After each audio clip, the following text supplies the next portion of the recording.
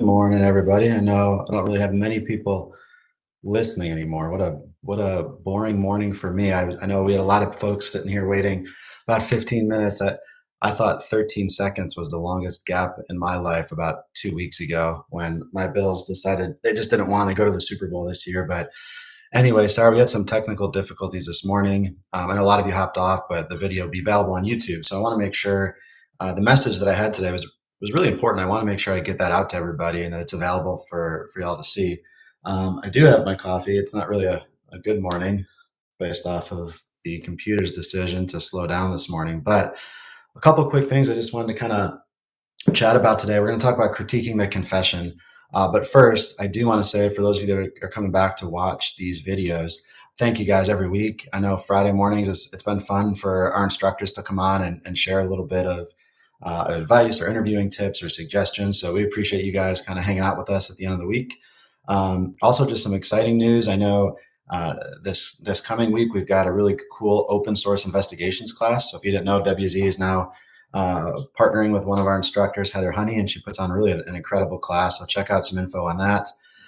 We're still doing a ton of virtual programs. So if you're not comfortable traveling yet, or if your company doesn't want you to travel, we got a whole bunch of virtual classes out there, CFI prep seminars, and in person coming up the next few weeks. We've got classes in Las Vegas, in Fort Lauderdale, and Ontario, California this week, Philadelphia coming up in a few months. So we hope to see you all there. But today, what I want to talk about real quick is this concept of critiquing confession. And so when we look at a confession, we look at an interview, and of course, we talk about all the different things that happen during an interview. If we're going to evaluate performance, everything from did we develop rapport? What was the room setup? What did that look like? Did we strategize appropriately? Did we use open ended questions? What method did we choose? But what I want to talk about today is not just the interviewer performance, but more so evaluating if we did get information, whether it's an admission, a confession, whatever that might be, is too often we take that confession kind of at face value and assume it to be entirely true. And so a lot of times, and something I enjoy being able to do is to take a confession and go back and critique how the heck did we get there? And so really the two takeaways I have for this morning is number one, to look at the voluntariness, and number two is to look at the reliability. And I don't care if we're talking about an arson, a sexual assault, a homicide, or cash theft from a register. Right? If somebody says that they did it and they give you some details, we need to look back and determine, is that I did it voluntary and reliable? And are those details actually substantiated? So if we think about this first piece of voluntariness, I know we have a lot of law enforcement that listen in on these calls, and we think about voluntariness. One of the obvious things to consider is Miranda, right? Did we advise of Miranda rights properly per agency guideline, jurisdictional guideline? If we have somebody who might be a juvenile or another vulnerable subject, did we make sure that Miranda was advised, again, per policy? Maybe their parents were involved. Maybe we have to explain Miranda a little bit more in depth so they truly understand the rights.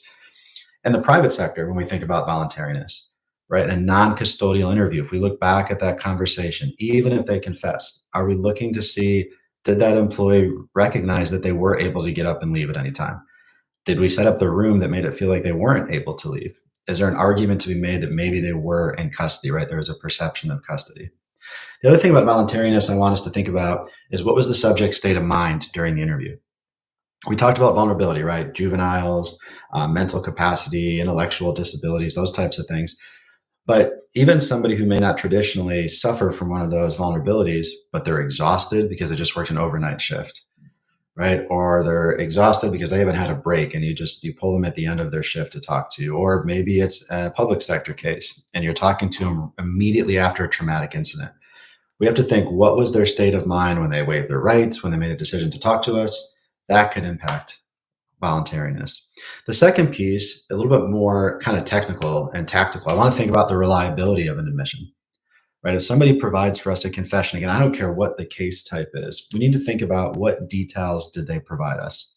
And I think one of the easiest things to look at is, where did those details come from?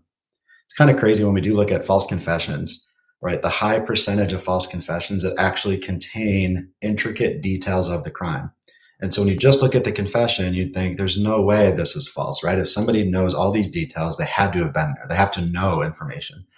But when you look back at the interview, we realize that sometimes the investigator is actually providing details, right? Maybe they showed crime scene photos. Maybe in the private sector, you showed a report of a transaction or you showed video footage. And so now when somebody admits to something, we can't tell, did they admit because they were the person that was there, or did they admit because you facilitated that, right? We contaminated the admission.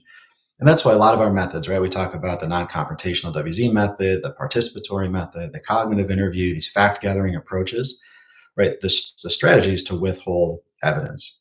One of the really neat ways and takeaways I had from a great book written by Jim Train, I'm a retired homicide detective. The book is titled How Police Generate False Confessions. And Jim actually did a webinar for International Association of Interviewers about the book. But he talks about creating a timeline, right? So if you have a confession, is now going backwards and kind of creating a timeline for if there was a piece of evidence, right? If somebody broke into a house using a hammer, and they admit that that was the way that they broke into a house. Well, we figure out, where did that hammer get introduced into the conversation? Was it in the media? Was it through a witness interview?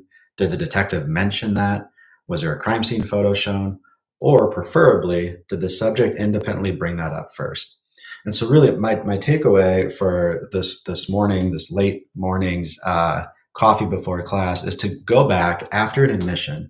Is just because somebody says, I did it, doesn't mean it's a reliable I did it. It doesn't mean it's voluntary. So go back and kind of check yourself. And for supervisors and leaders that are listening, go back and kind of challenge your team. And first ask those questions. Was the subject free to leave if it was non-custodial? If it was custodial, was Miranda advised properly? Was there any vulnerabilities? And then from a reliability standpoint, the admissions that were provided, can we go investigate those? Can we substantiate that they were true, that they were real? Can we independently corroborate something that they said? Somebody admits to stealing $1,000 from your company and you have cash shortages of $1,000. That's great. But can we determine and ask them questions to get information we don't know? Where do they spend $1,000? Where is that $1,000 now? And can we go investigate that to substantiate that their admissions are true? A confession is only powerful, or should only be powerful, if we can substantiate that information. It's dangerously powerful if we don't. So sorry for being a little bit late this morning. Thank you guys for hanging out. Hopefully you enjoy the Super Bowl this weekend. Root for my Bills, even though they're not there. Have a great weekend, and we hope to see you guys in the class soon. Thanks.